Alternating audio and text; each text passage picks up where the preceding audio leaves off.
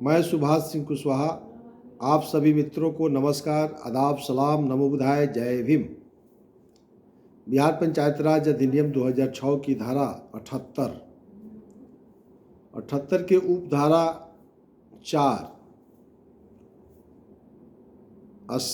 सामाजिक न्याय समिति के संबंध में आज हम लोग चर्चा करेंगे। आप सबको याद कराते हुए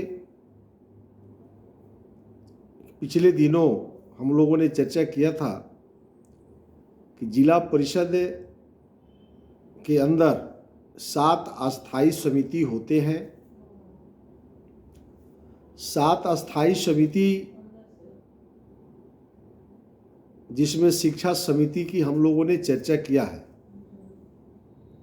उत्पादन समिति के संबंध में भी हम लोग चर्चा किया। आज हम लोग चर्चा करेंगे सामाजिक न्याय समिति के अधिकार क्या है। चर्चा करने से पहले एक मिनट में आपको याद कराते हुए इस समिति के संबंध में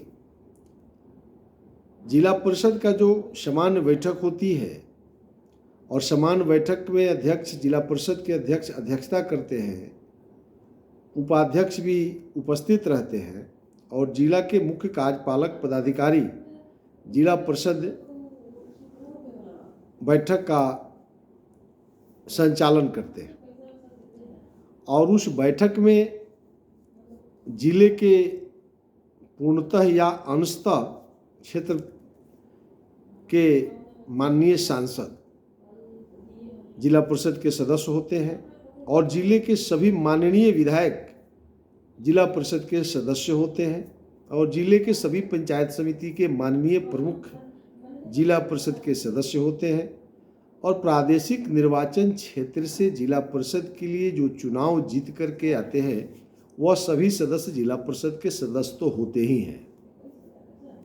और जिले के अंदर जो विधान परिषद के सदस्य हैं वो भी सदस्य होते हैं जिला परिषद के, और जिले के अंदर जिनका गृह जिला हो राज्यसभा के सांसद हैं वो भी जिला परिषद के सदस्य होते हैं।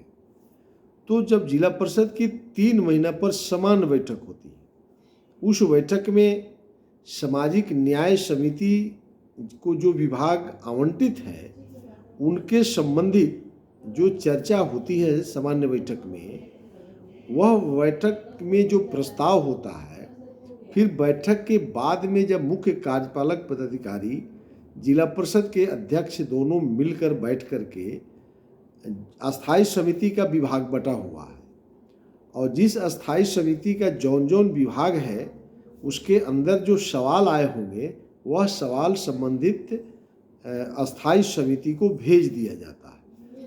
फिर जब वहाँ चला जाता है तो अब हम आ गए सामाजिक न्याय समिति। अब यहाँ से अब समझना शुरू करें।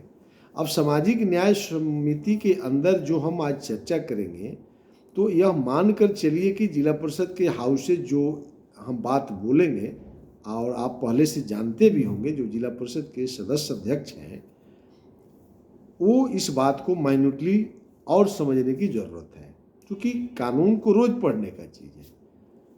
तो अब आप देख लीजिए, जिला परिषद के अंदर जो प्रादेशिक निर्वाचन क्षेत्र से जो जिला परिषद के सदस्य हैं वह इस कमेटी के कोई एक व्यक्ति को अध्यक्ष बनाया गया होगा या बनने के कगार पर होगा। वैसे जो सूचना है, बिहार के सभी जिला परिषद अब अस्थायी समिति की गठन कर दिया है।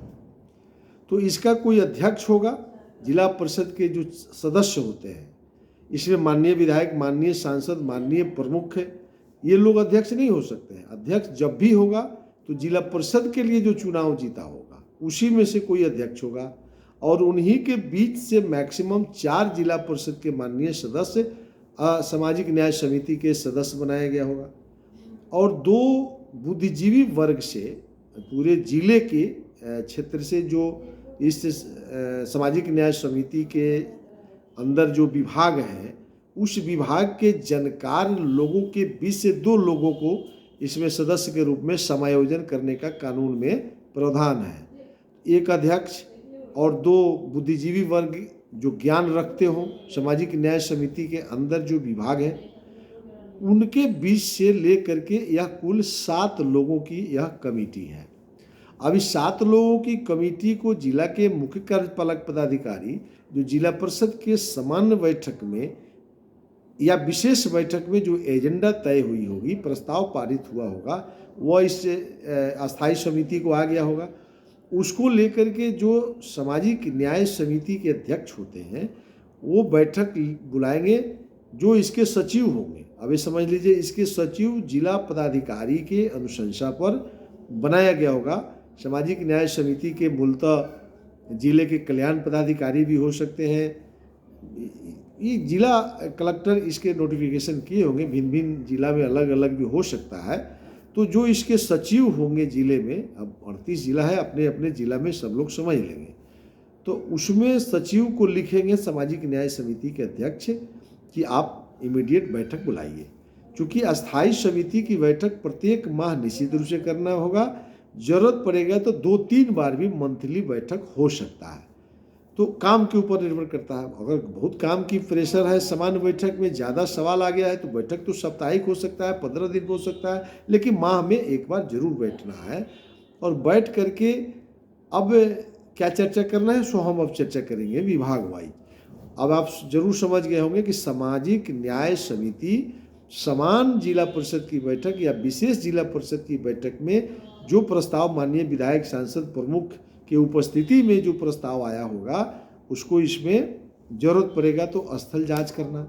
यानी यह अस्थायी समिति जिले के गांव में जाने की जरूरत पड़ेगी तो जाएगी। जैसे आप देखते होंगे कि विधानसभा की 20 अस्थायी समितियां होती हैं, वहाँ अस्थायी समिति बना हुआ माननीय विधायक में से ही कोई अध्यक्ष होते हैं, जिसको राज्य मंत्री का दर्जा होता है। आप लोकसभा के अंदर भी देखते होंगे, तो लोकसभा के अंदर जो माननीय सांसद बहस करते हैं, विधानसभा के अंदर माननीय विधायक जो बहस करते हैं, तो जो प्रस्ताव पारित होती है वह अस्थायी समिति बिहार भर में विधानसभा की कमेटियां घूमती रहती है। तो उसी प्रकार से जिला परिषद की 7 अस्थायी समिति अपने अपने विभागों की चिंता के लिए केंद्र और राज्य की सरकार जो विभागों के माध्यम से विकास करना चाहती है, गाँव में रहने वाले गरीब किसान मजदूरों के घरों तक जो विकास पहुंचाने का संकल्प लिया है राज्य सरकार और केंद्र सरकार ने, उस संकल्प को पंचायती राज धरातल पर पहुंचा रहा है कि नहीं पहुंचा रहा है। तो सामाजिक न्याय समिति के जवाबदेही पर जो सवाल दिया गया है, विषय दिया गया है, विभाग आवंटन किया गया है, वो अपने केंद्र और राज्य सरकार के आवंटन गाँव तक जा रहा है कि नहीं जा रहा है, ये गाँव में जाएंगे तब पता लगेगा। तो इसलिए इस कमेटी की आवश्यकता बढ़ जाती है कि एक बार बैठक करना और फिर 7 आदमी, अध्यक्ष और सेक्रेटरी मिला करके 8 आदमी, ये लोग गाँव के भ्रमण पर निकलेंगे। किस किस बात के लिए निकलेंगे, अब हम आगे इसकी चर्चा करेंगे, तो इसको आप जरूर सुनेंगे। और सुनने के साथ साथ ही इस सब्सक्राइब भी करिए, शेयर करिए कि गाँवों तक के लोग भी जिला परिषद के अधिकार को जानेंगे। तब जाकर के चुनाव के समय भी कैसे सदस्य को चुनना चाहिए, ये भी ध्यान में रहेगा। इसलिए जन जागरूकता है कि जितना इसको हम लोग चर्चा करेंगे उतना ही ज्ञानवर्धन होता है। चलिए, पहला पॉइंट है अनुसूचित जाति और जनजाति एवं अन्य कमजोर वर्ग, यानी अति पिछड़ा, ततवा, ताती, बीन, लोहार, हजाम, कहार, यानी काम करने वाले जो जातियां हैं, वो कमजोर वर्ग के शैक्षणिक विकास कैसे होगा, यानी शिक्षा के लिए हम विकास कैसे करेंगे, उसकी आर्थिक मजबूती के लिए क्या करना है, उसको सामाजिक वृद्धि हो, सांस्कृतिक रूप से उसको हम कैसे, एवं अन्य हित क्या उसको प्रोत्साहन कैसे करना है, तो हम शिक्षा के क्षेत्र में उसके लिए क्या करेंगे। तो सबसे पहले तो जिला परिषद को यह देखना है कि केंद्र और राज्य सरकार शिक्षा के लिए क्या करना चाहती है। तो हम हरदम बताते रहते हैं, शिक्षा को ठीक करने के लिए माननीय मुख्यमंत्री नीतीश कुमार जी ने कई संकल्प लिया है। पहला संकल्प, विद्यालय शिक्षा समिति की बैठक प्रत्येक माह के प्रत्येक मध्य और प्राथमिक और मध्य विद्यालय के में प्रत्येक अंतिम शनिवार को या चौथे शनिवार को विद्यालय शिक्षा समिति की बैठक करना है। यह हो रहा है कि नहीं हो रहा है। दूसरा, प्रत्येक शनिवार को राज्य सरकार ने कानून बना दिया शिक्षक और अभिभावकों की गोष्ठी, यह हो रहा है कि नहीं हो रहा है। तीसरा, बाल संसद की गठन प्राथमिक और मध्य विद्यालय में हुआ है उसकी नियमित बैठक हो रही है कि नहीं, मीना मंच की गठन हुआ है कि नहीं, हुआ है तो मीना मंच की बैठक हो रही है कि नहीं, बाल संसद की बैठक हो रही है कि नहीं। उसके बाद सेकेंड स्टेप, अब शिक्षा समिति के ऊपर चलिएगा तो फिर आपको ग्राम पंचायत कार्यकारिणी की बैठक, ग्राम पंचायत कार्यकारिणी की बैठक में विद्यालय के प्रधानाध्यापक की उपस्थिति हो रही है कि नहीं, या ग्राम पंचायत के मुखिया इस कानून को नहीं जानते हैं। अगर नहीं जानते हैं तो जिला परिषद के दायित्व बनती है कि उसको जनावें। तो शिक्षा व्यवस्था को, चूंकि कमजोर वर्ग के लोगों को, अनुसूचित जाति जनजाति के बच्चे सरकारी विद्यालय में पढ़ें, प्राइवेट विद्यालय में वो नहीं पढ़ा पाते हैं, उसके पास पैसा नहीं है। और स्टेप सुन लीजिए, इसको पोषाहार है, पोशाक राशि है, फिर आगे बढ़ने पर साइकिल का प्रावधान किया गया है, तो छात्रवृत्ति मिल रहा है कि नहीं, पोशाक की राशि मिल रहा है कि नहीं, उसको खाद्यान्न जो उसको पौष्टिक आहार देना है वो मध्याह्न भोजन उसको जो है ठीक से मिल रहा है कि नहीं, भवन के रख रखाव के लिए सरकार पैसा देती है, रंग रोगन के लिए वो ठीक है कि नहीं, बैठने के लिए उसकी व्यवस्था ठीक है कि नहीं, विद्यालय की शौचालय ठीक है कि नहीं, तो शैक्षणिक रूप से उसको कैसे मजबूत करिएगा। तो ये सब ठीक होगा तो ये आपको भी देखना है और शिक्षा समिति को भी देखना है, क्योंकि आप कमजोर वर्ग के लोगों को यह काम हो रहा है कि नहीं, तब ना आप समझेंगे। तो इस तरह से हम उस व्यवस्था को भी जा कर के देखना पड़ेगा अनुसूचित जाति के लिए। लेकिन सबसे अहम विषय हम आपके सामने देते हैं, अब उसको शिक्षा को, जैसे जितनी बात बताई सब जातियों के लिए है, लेकिन खास करके अनुसूचित जाति और दबे कुचले कमजोर वर्ग के लोगों के लिए सरकार कॉन्वेंट विद्यालय बहुत तेज़ी से गांव-गांव में खुल रहे हैं, सीबीएसई से एफिलिएशन करा करके, उसमें 25% अनुसूचित जाति जनजाति कमजोर वर्ग के बच्चों को पढ़ाने के लिए, जिसका अभिभावक को 1 लाख रुपये की आय प्रमाण पत्र जिसके पास होगा, वैसे अभिभावकों के बच्चे को निःशुल्क पढ़ाना है। जितने भी राज्य में कॉन्वेंट विद्यालय है, सीबीएसई देखते होंगे, बड़ा बड़ा भवन, आप सड़क से गुजरते होंगे, लगता है अरबों अरबों का बिल्डिंग बना हुआ है, 10-10 हज़ार बच्चों का विद्यालय है बिहार के अंदर। तो क्या उसमें 25% बच्चे अनुसूचित जाति जनजाति और अति पिछड़े वर्ग के बच्चे को कॉन्वेंट विद्यालय पढ़ा रही है कि नहीं पढ़ा रही है? ये तो जिला सरकार है। तो सामाजिक न्याय समिति के जो जिला के अध्यक्ष हैं, अब आप देखिए आपको कितना बड़ा अधिकार है। क्या जिले के तमाम कॉन्वेंटों का आपने जांच किया? जिला शिक्षा पदाधिकारी के साथ बुला करके आपने कभी मीटिंग किया कि हमारे अनुसूचित जाति जनजाति कमजोर वर्ग के बच्चों को शिक्षा दिया जा रहा है कि नहीं? अगर नहीं दिया जा रहा है तो आप क्या कार्रवाई कर रहे हैं? तो ये समान बैठक में आपने जांच पर, अब इसको देखिए, एक को जरा ठीक से हम समझा देते हैं, बता देते हैं, समझाना क्या, तो सब समझदार लोग हैं।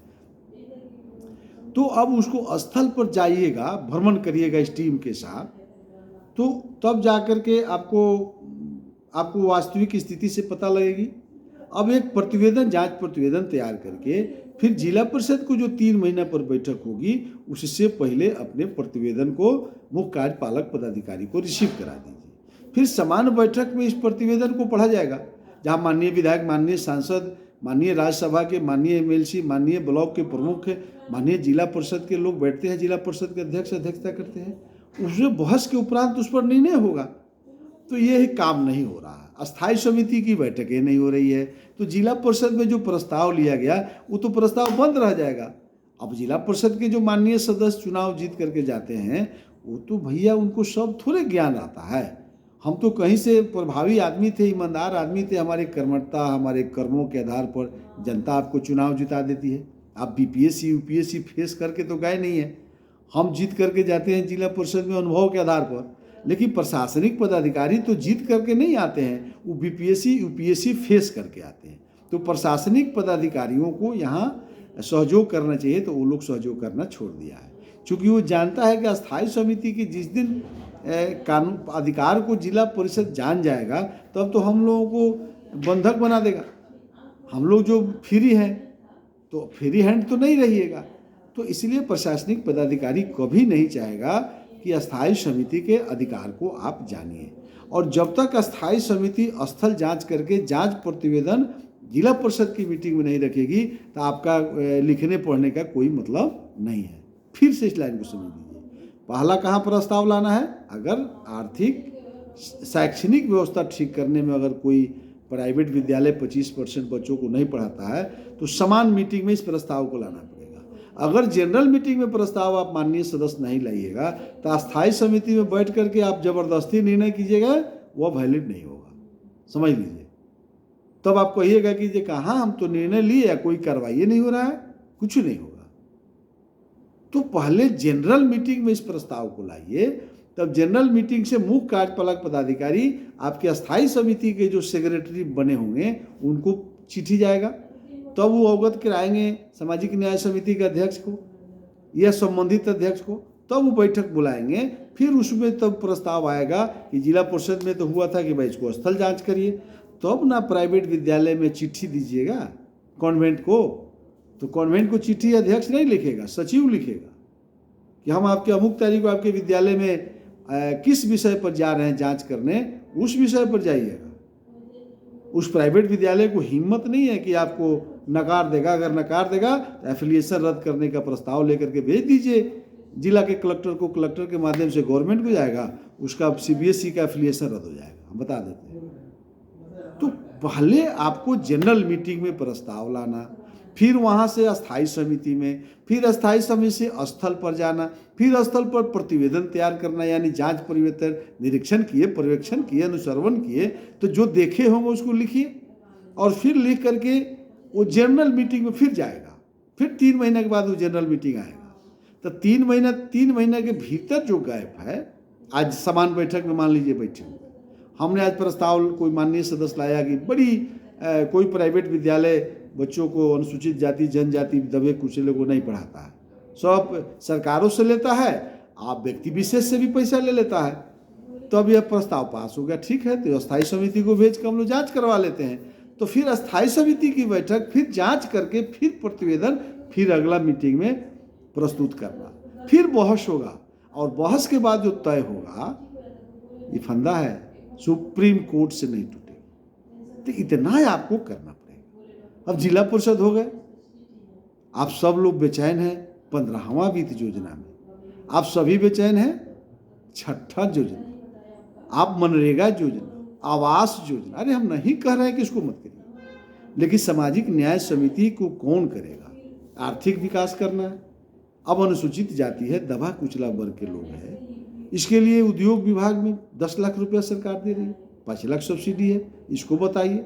हर पंचायत में 5 अनुसूचित जाति जनजाति अति पिछड़ा कमजोर वर्ग के जो लोग हैं, आपको परिवहन योजना, मोटर गाड़ी दिया जा रहा है 4 चक्का का उसको, कि अपना व्यवसाय करके जीवन यापन करेगा। प्रधानमंत्री मुद्रा ऋण से उसको पैसा मिल रहा है। अनुसूचित जाति वित्त निगम है, अल्पसंख्यक वित्त निगम है। उसके बाद में आपको खादी ग्रामीण उद्योग, कुटीर उद्योग की चर्चा मैं हरदम करते रहता हूँ, उत्पादन समिति में है। तो उत्पादन समिति के अंदर भी बैठ करके आपको देखना चाहिए कि उसके आर्थिक उन्नति के लिए जो सरकार एजेंडा बनाई है वो हो रहा है कि नहीं, ये काम करने की। सामाजिक उसको प्रतिष्ठा मिल रहा है कि नहीं, समाज में उसकी प्रतिष्ठा कायम करना, उसको जीवन यापन को आगे बढ़ाना। सांस्कृतिक अनहित आप देखते होंगे गाँवों के अंदर एक से एक प्रतिभा छुपा हुआ, जिसकी चर्चा हम हरदम करते रहते हैं।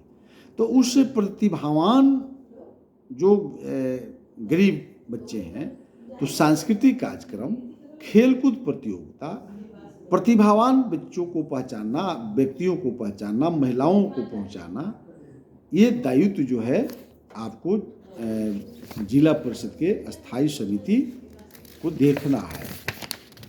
अब आप देखेंगे ऐसी जातियों एवं वर्गों को सामाजिक अन्याय तथा अन्य सभी प्रकार के शोषण से सुरक्षा। आप देखे होंगे हर जिला में कलेक्टर को अध्यक्ष बनाया गया, अनुसूचित जाति जनजाति अत्याचार निवारण कमेटी बनाया। तो इस कमेटी को कह रहा है कि आपके इलाके में, आपके जिला में कोई ऐसा तो दबंग जाति के लोग, ऐसा तो नहीं है कोई कि अनुसूचित जाति जनजाति कमजोर वर्ग के लोगों को शोषण कर रहा हो, दबा रहा हो, उसके अधिकारों को हनन कर रहा हो। इसका पहचान करना तो इसको पहचान करने के लिए आपके पास क्या रणनीति होगी?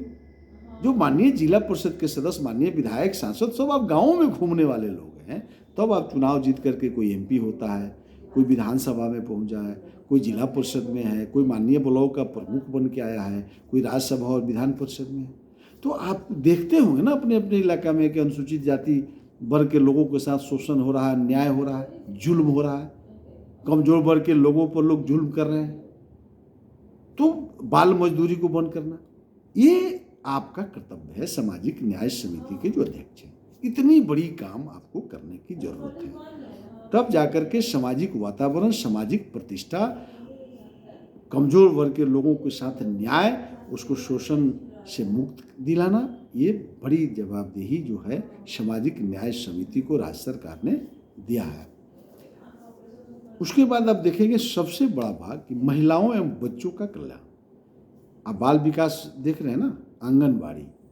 तो आंगनबाड़ी केंद्र पर जो है आप देखते होंगे कि जो माँ गर्भवती होती है उसी दिन से राज्य सरकार, केंद्र सरकार ने पोषाहार की व्यवस्था उस माँ के लिए जो गर्भ में बच्चे पाल रही है, और घर में जो बच्चे हैं उसको पौष्टिक आहार के लिए उस माँ को भोजन जैसे ही डिक्लेयर होता है, आंगनबाड़ी की जो सेविका की रिपोर्ट पर हो या आशा और एएनएम की रिपोर्ट पर जैसे ही पता लग जाएगा, आशा जाकर के आंगनबाड़ी की सेविका से मिल करके ये बात रखेगी कि ये माँ को जरूरत हो गया, गर्भ धारण कर ली, उनको आप पौष्टिक आहार दीजिए कि पेट में पल रहे बच्चे को तंदुरुस्त रहे। और बच्चे जन्म लेता है तो उस दिन से पौष्टिक आहार सरकार देती है, केंद्र राज्य की सरकार, और उस माँ को बच्चे के जन्म लेने के 6 महीना तक पौष्टिक आहार, 6 महीना गर्भ से लेकर के 6 महीना आगे तक, यानी 1 साल। और वो देने वाला कौन होता है? आंगनबाड़ी की सेविका। ऐसे समझ लीजिए 16 महिलाओं को ऐसे देना है।